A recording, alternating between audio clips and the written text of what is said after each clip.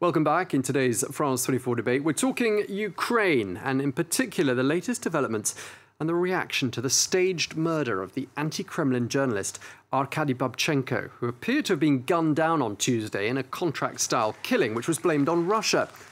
Well, he was only to service alive and well on live television the following day. Babchenko says that together with the Ukrainian secret services, he had been preparing that stunt for several weeks, and he's lashed out at critics of the staged killing, asking them to put themselves in his shoes. Well, in this debate, we'll be asking, to whose advantage has this bizarre sequence of events played out? And has all of this drawn attention to the dangers of speaking out against President Vladimir Putin? Well, in a moment, I'll put those questions to our panel, but first, a quick reminder of what happened. A handshake and a hug from Ukraine's president. Petro Poroshenko congratulated the country's security forces for foiling an alleged Russian plot to kill Arkady Babchenko. This operation was successful, and we did not allow them to accomplish this scenario. I gave instructions to the head of the intelligence services to organize security. Just before this meeting, Babchenko stunned the world by appearing alive and well at a press conference in the Ukrainian capital. Less than 24 hours earlier, he was reported to have been shot and killed at his Kiev apartment. Ukraine security services, the SBU, said Babchenko's death had been faked to foil a very real plot on his life. I was made aware 1 month ago. We thought things through and worked out the details. The result of that became a special operation where one person has been detained. This video from the SBU purportedly shows the arrest of the Ukrainian citizen paid by Russian agents to organize Babchenko's murder. The suspect is alleged to have hired another Ukrainian to kill him. Kiev says this was part of a larger plan by Moscow to assassinate some 30 people on Ukrainian soil.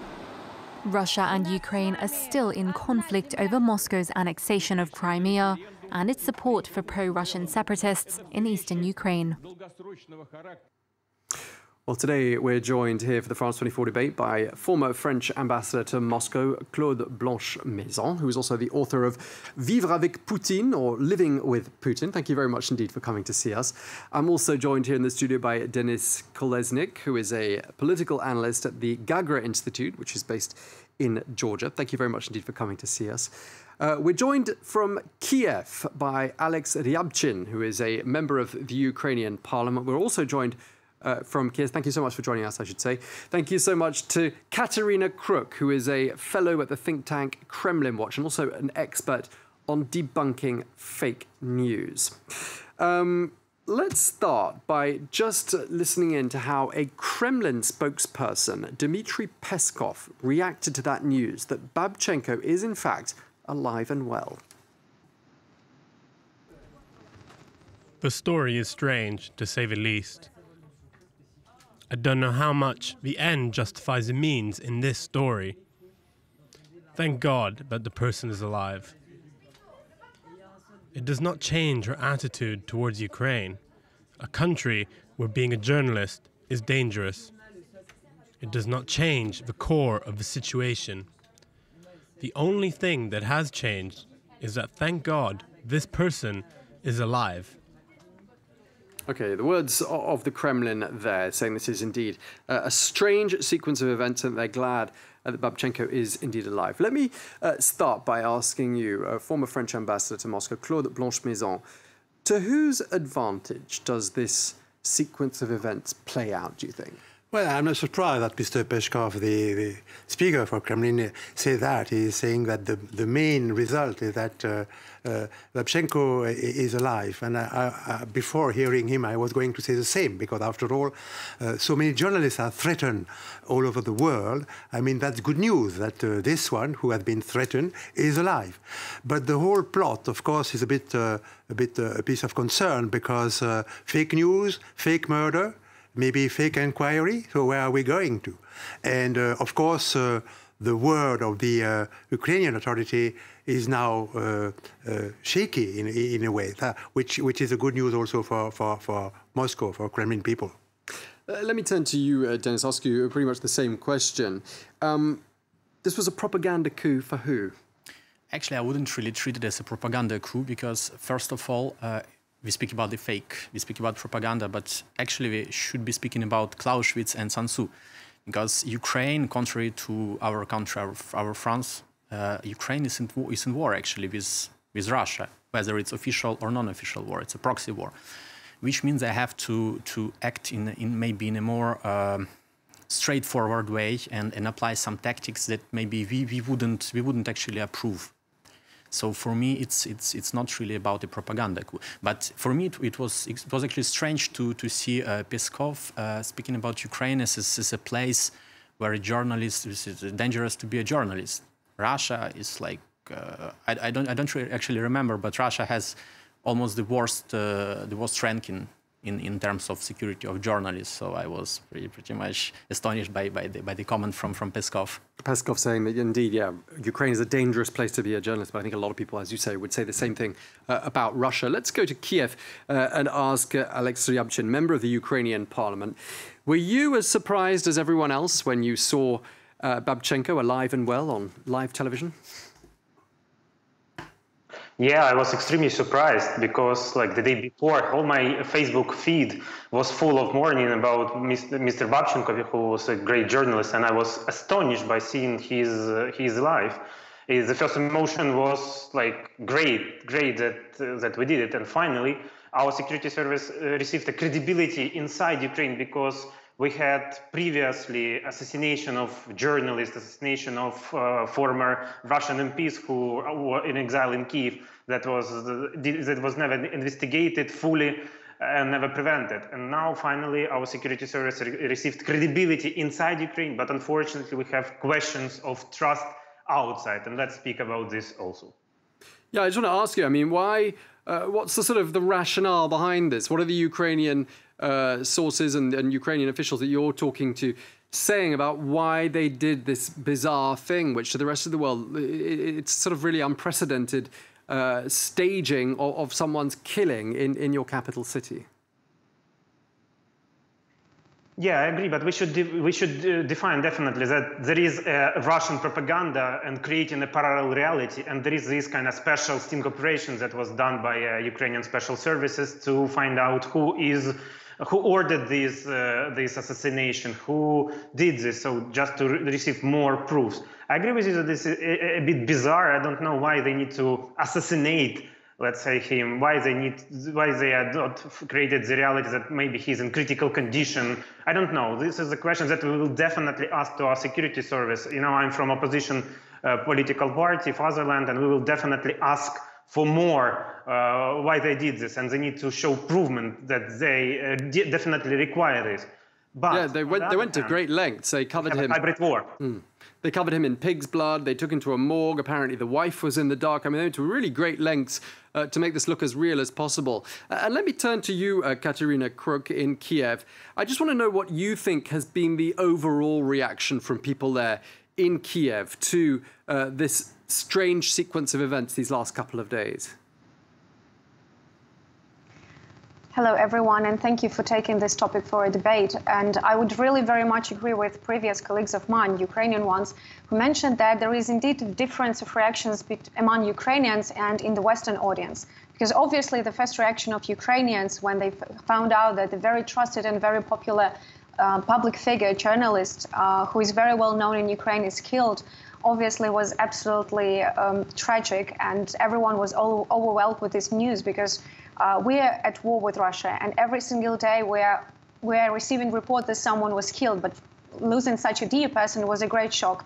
Even the bigger shock was to find out that he's alive and everything was a staged operation by SBU. Me, myself, when I just learned that Babchenko is alive, my first reaction was that it might be some fake news, but obviously, luckily, it was true. I saw also something which shows a very healthy reaction of Ukrainians, because I saw a lot of humor, and actually it was initiated by Babchenko himself, because one of the first posts on Facebook that he's done today was actually about that, well, let's laugh about it, and people started sending him a lot of memes, and everyone really felt relief, because Ukraine is facing so many bad and dark news almost every single day, that learning that one of those news was actually untrue is a great relief for us. Unfortunately, the reaction of Western audience, as also journalists, first of all, who are covering Ukraine, has been absolutely different. And to be honest, me, myself, I've been working on Twitter with the English-speaking audience for more than 4 years now, ever since the beginning of Euromaidan revolution.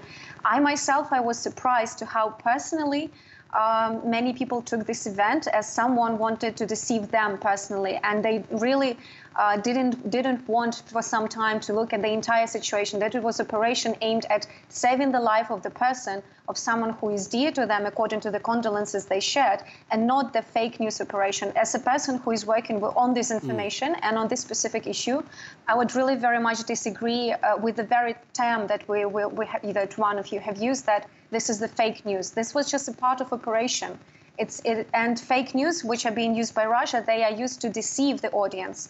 SBU, the moment when they were ready and they were able to share information, they went out publicly and they explained everything. So this is not the case of the fake news. Okay, but aren't you concerned, and this is a question to the panel as well, that perhaps from here on after, we're going to have difficulty if there's a major announcement that's made by Kiev? We're all going to be wondering whether perhaps it's another stunt of some description, or there may be some element of doubt in our minds. What are your thoughts, Ambassador? That's of course a risk, because at first sight it seems to be a very good plot, very clever plot.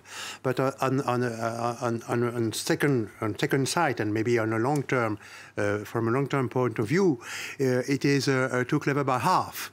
Plot, because it could return against the Ukrainian authority by putting in doubt any declaration from their side, whether it is serious or not.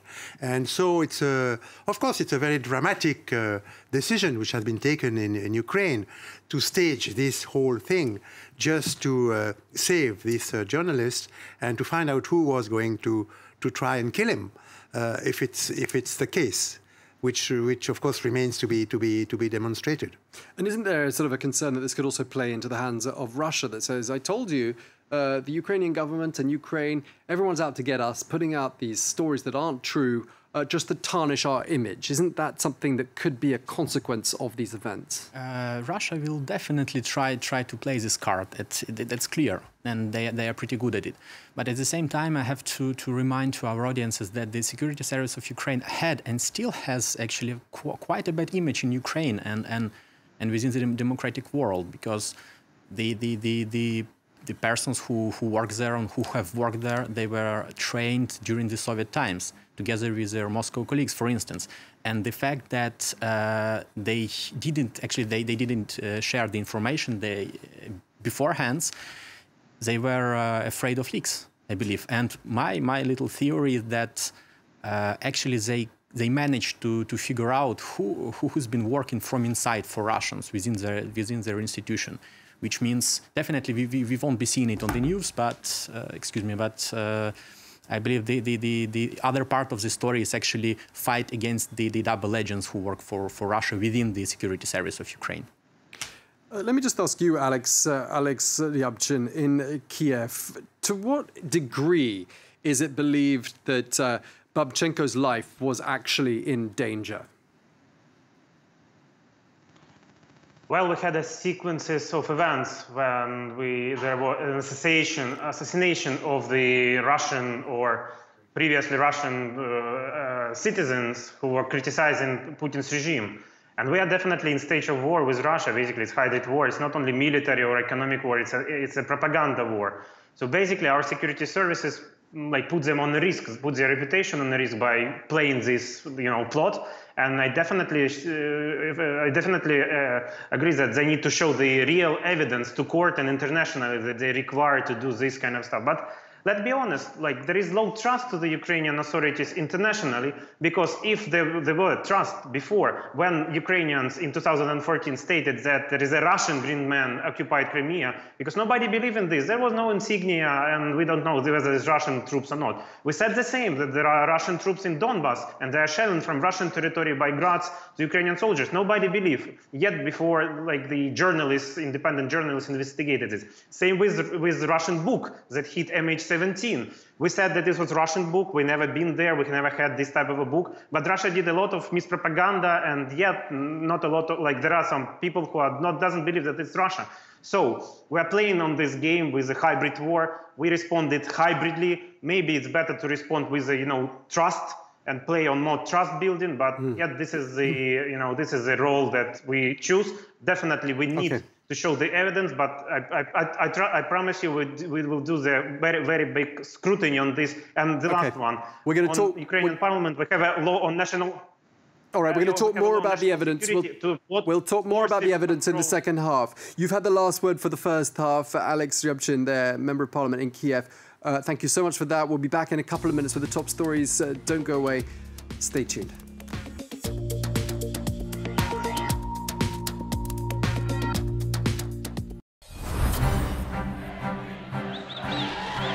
In France, May 1968 has become a symbol of young people and workers in revolt. But how are the events of May 68 viewed outside France? France 24 retraces the international impact of this historic opposition movement and the sometimes surprising hopes and fears it engendered for the world's youth and its leaders. Reporters, presented by Mark Owen on France 24 and France24.com. Declared an autonomous state of Somalia in 1998, Puntland sits at the crossroads of major maritime routes. Pirates often raided ships carrying valuable cargo and held their crews for ransom. The European Union's armed forces have nearly put an end to these attacks. But the threat remains, as various jihadi factions ratchet up the violence, endangering Puntland's fragile stability. Join me for Puntland Revisited all this week on France 24 and France24.com. Talking Europe, presented by Catherine Nicholson. With all the main European news, debates between representatives of the best and worst performing EU member states, and exclusive interviews with major personalities. Talking Europe on France 24 and France24.com. At 7:30 p.m. here in the French capital. You're watching live from Paris on France 24. Here's a reminder of our top stories. The US announces it's imposing tariffs on steel and aluminium imports from the EU, Canada and Mexico, citing national security as the reason. Those tariffs take effect at midnight tonight. The US and North Korea have been holding high-level talks in New York aimed at salvaging the historic summit between the country's two leaders. Those talks have wrapped up. They are reported to have gone well, and President Donald Trump says he's now expecting a letter from the North Korean leader. And thank you for an incredible 2.5 years. Those are the words of the Real Madrid captain Sergio Ramos to the team coach Zinedine Zidane, who announced today that he is leaving the club.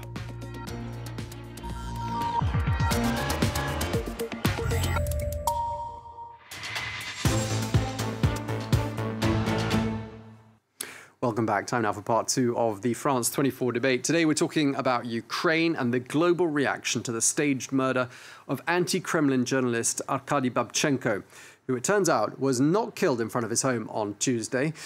Well, together with our panel, we're discussing what was the object of the unusual exercise staging his murder, and to whose advantage does this play? Well, let's listen to what a Ukraine expert at the Chatham House think tank said about the rationale behind that stunt. I think it has been a success that it saved the life of a journalist, that it led to a possible prevention of 30 other deaths, and it possibly led to an evidence of Russia's engagement in the territory of Ukraine to destabilize and to present Ukraine as a failed state, where its law enforcement cannot protect. But it could undermine a very fragile trust that is already in Ukraine to law enforcement about the means and the tools and about the facts that are being presented as the facts, but then they turned out to be false.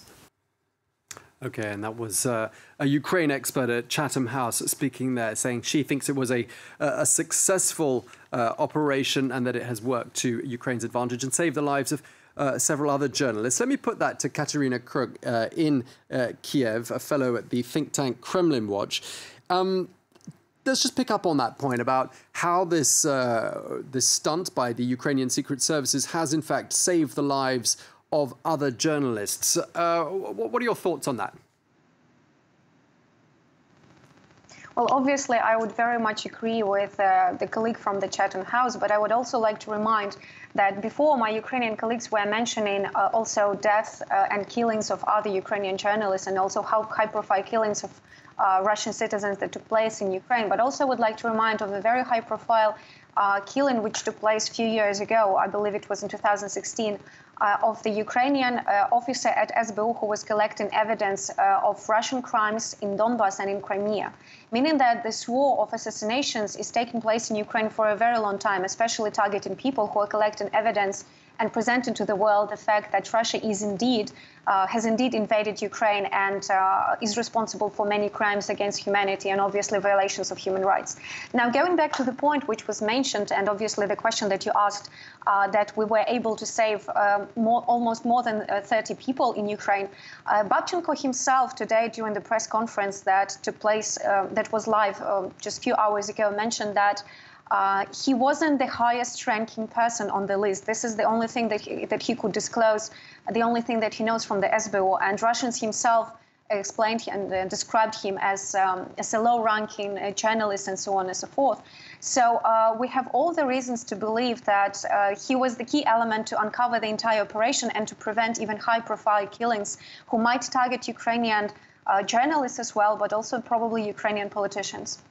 Yeah, you mentioned that press conference at which Babchenko spoke and saying he's basically just happy to be alive. I believe we can listen in now to an excerpt of what he had to say. My goal was to stay alive and ensure the safety of my family. That is the first thing I'm thinking about. Journalistic standards are the last thing I'm thinking about now. Okay, the man at the centre of this story. Let me put that to you here in the studio. Your thoughts on what this operation has achieved, because some of our guests have been saying, and indeed the expert at Chatham House is saying, that this has prevented the lives of other journalists from being lost.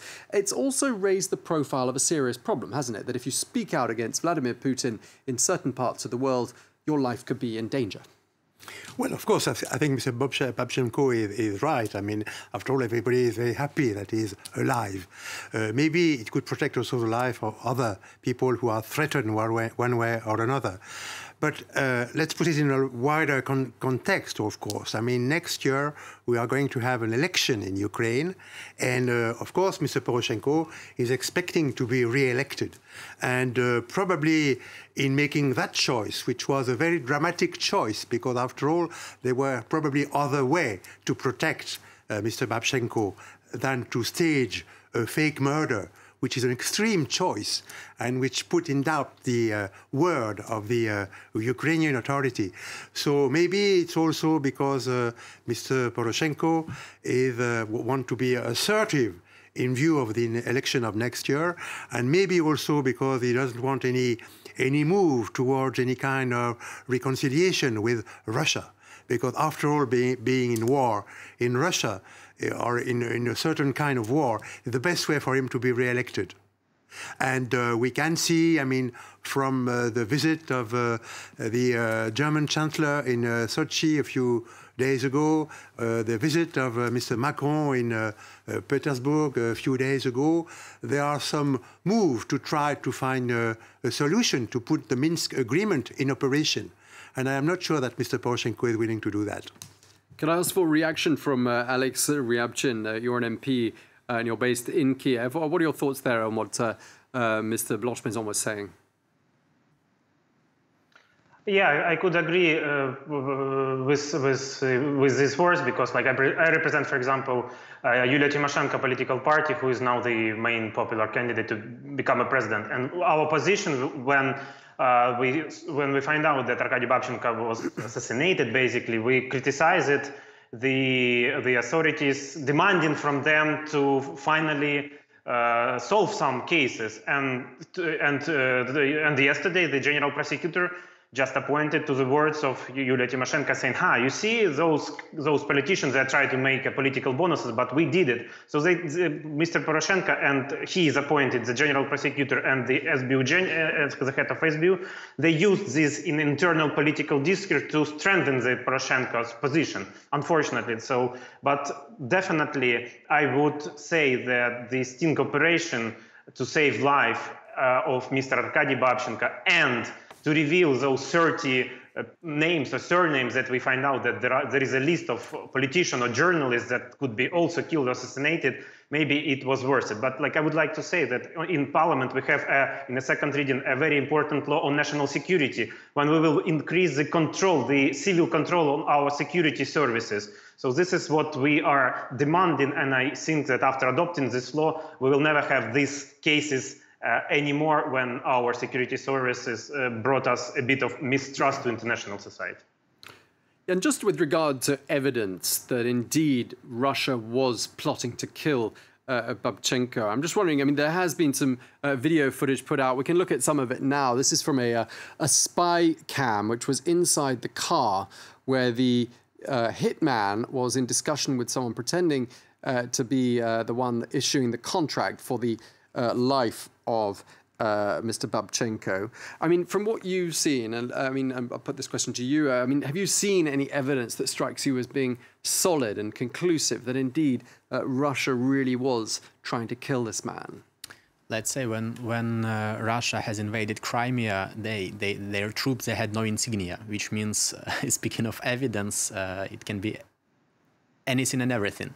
So I personally, I cannot neither confirm nor refute whether there were Russians behind it. But take into account the recent history of car bombings in Ukraine, that, for instance, the chief of foreign security services, I mean foreign intelligence, he's been assassinated in Kiev, and another journalist was killed as well. So who would actually benefit from it? I mean, if you see the international reaction, the journalist has been killed in Kiev.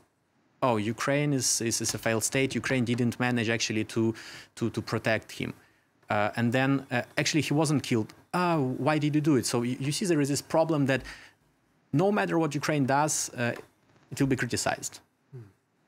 Let me let's return to Katerina and ask you for what you think.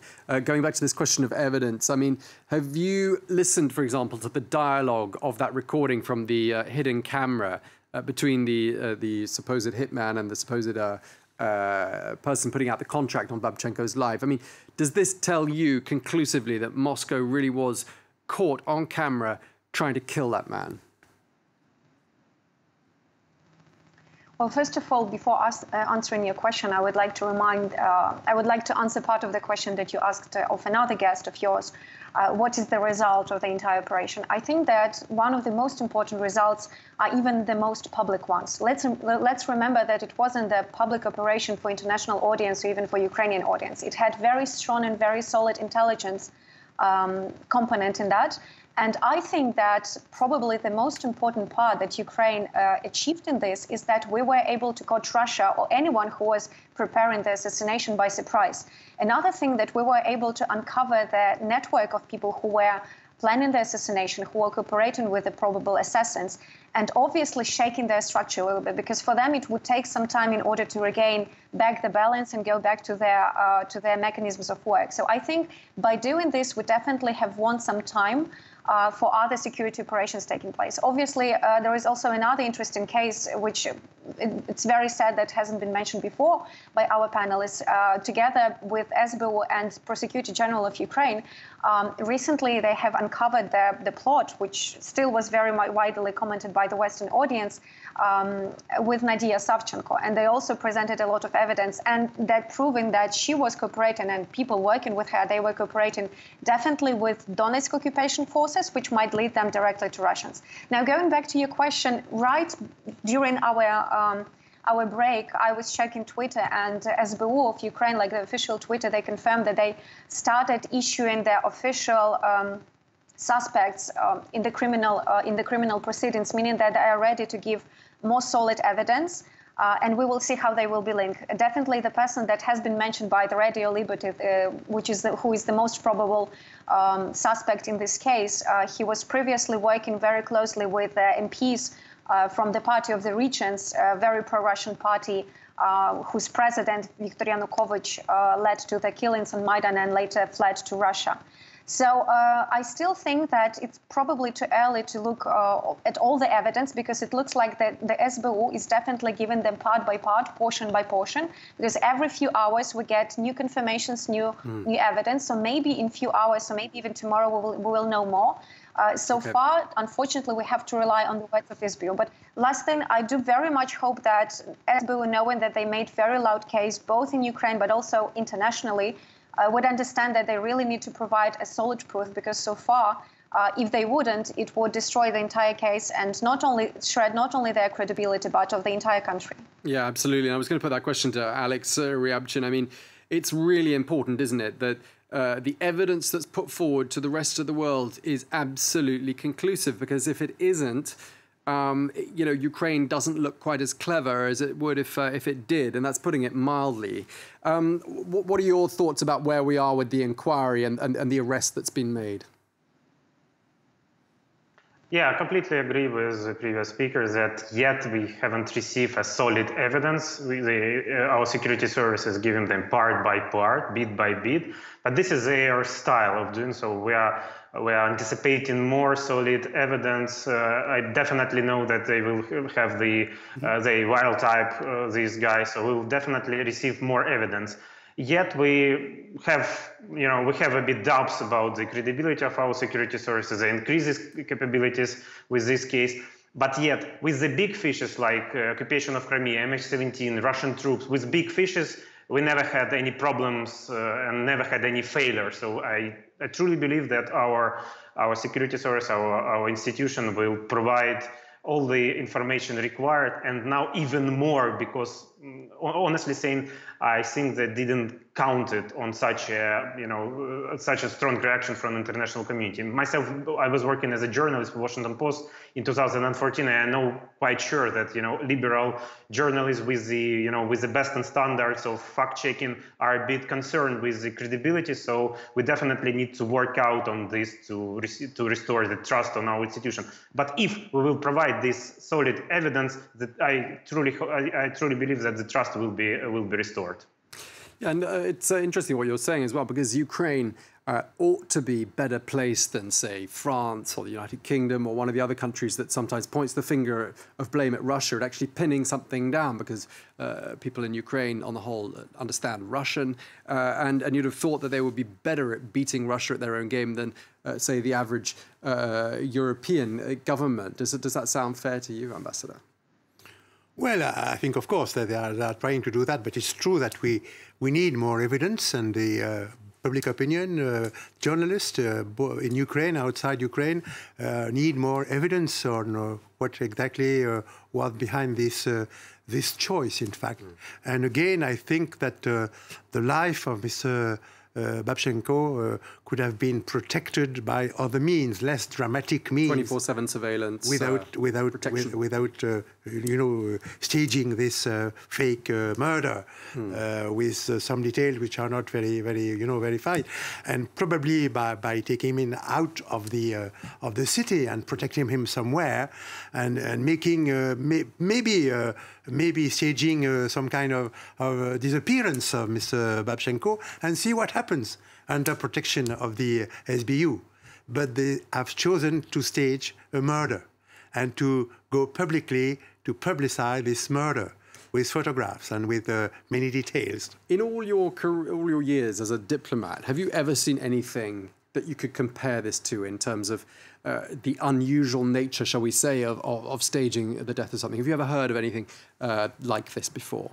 No, I don't think so. I've seen in the press this morning that something happened in the 90s in France, when a refugee from Romania was threatened by the secret police of Romania and has been protected by the French Secret Service, but had been protected by putting him in a safe place and protecting him during all the time that it was needed to protect him. but I don't know more details about this issue, which was in another context during the 90s, in fact. Okay, so a pretty unprecedented sequence of events. I just want to move on to the whole topic of fake news. And it's good to have Katerina with us, because Katerina, of course, you're an expert on fake news and debunking it. And I'm just wondering, Ukraine, a deeply polarized country, with the East and the West, different sets of circumstances in two different parts of the country. How big a problem is fake news there in Ukraine? Well, first of all, the thing that I would like to once again put into the context is that we should always remember that this was an operation aimed not only at protecting life of Babchenko and also other 30 people, but first of all, uncovering the entire network of people who are planning assassinations in Ukraine. So I think when we're talking about what different measures could been taken by Ukrainian SBU, we should keep it in mind that Babchenko wasn't the only aim, the only target of them. When it comes to fake news in Ukraine, I would disagree a little bit with the depolarization of Ukrainians. It definitely has changed after Russia has attacked Ukraine back in 2014, because in a way, the biggest difference that was disuniting Ukrainians before that, which was, let's say, issues of language or of the history or the geopolitical choices, in a way, they all went away, because Russia, which was believed to be the biggest brotherhood nation of Ukrainians, proved to be an aggressor. Also, with Russian language in Ukraine, many people saw that Russian-speaking Ukrainians, they have absolutely patriotic position, and they go to eastern Ukraine to protect the country, meaning that language in Ukraine is not something which determines your political position or your citizenship position. Definitely, Russians has been very much flexible in their fake news techniques when it comes to Ukraine. We can see that in first year of the Russian annexation of Crimea and attack on Ukraine in 2014, I would say that the technique for 2014 and 2015 would be disseminating Kremlin narrative, saying that Crimea went away to Russia willingly. There is no Russian aggression in eastern Ukraine. There was a civil war. Then MH17 was shot by Ukrainians, and so on and so forth. But those Kremlin narratives, they proved to be highly unsuccessful in Ukraine. Most of the Ukrainians, they don't believe the biggest narratives of Kremlin about Ukraine, meaning that Russia has changed the tactics. So we can see that the biggest amount of time and energy and finance is being spent by Russians right now to use internal conflicts of Ukraine. So like they aren't producing the Kremlin narrative about Ukraine as such, but they are using political divisions, the dissatisfaction of Ukrainians in authorities, different quarrels which are happening in Ukraine. And this is also a technique which is being used against other states. So they aren't trying to use their financial power and also the media power in order to increase the soft power of Russia, meaning to make Russia look better, but in order to use the weaknesses of Ukraine and other countries. All right, we're running out of time pretty quickly. Dennis, let me just turn to you. Of course, fake news, not just a problem for Ukraine, but fake news believed to have originated from Russia, a problem in other countries in the region as well, not least here.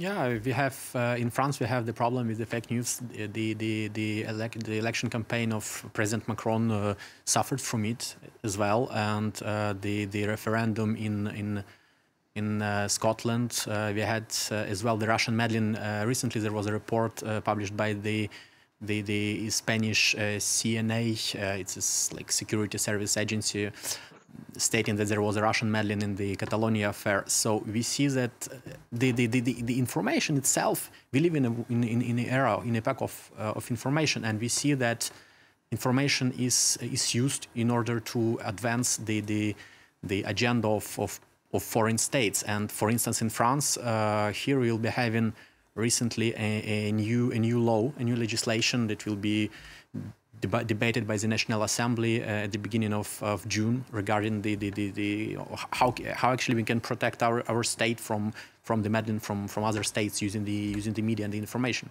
Okay, so steps are being taken to try to fix the problem and to try to quell the flood of fake news internationally. Okay, well, we're going to have to leave it there. Thank you so much.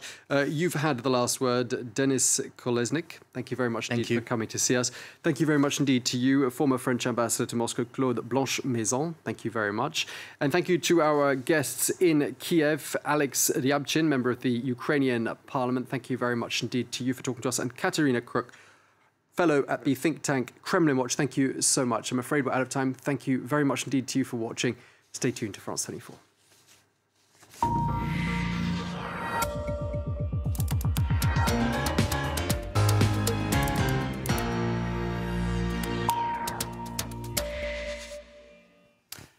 Okay, well, it's time now for Media Watch, and I'm joined here in the studio by Emma James. And Emma, you've been looking at some of the reaction to this bizarre murder mystery that didn't turn out to be a murder at all. Yes, absolutely. I was saying yesterday it's very much like one of those police shows where they use very unconventional methods in order to catch a killer.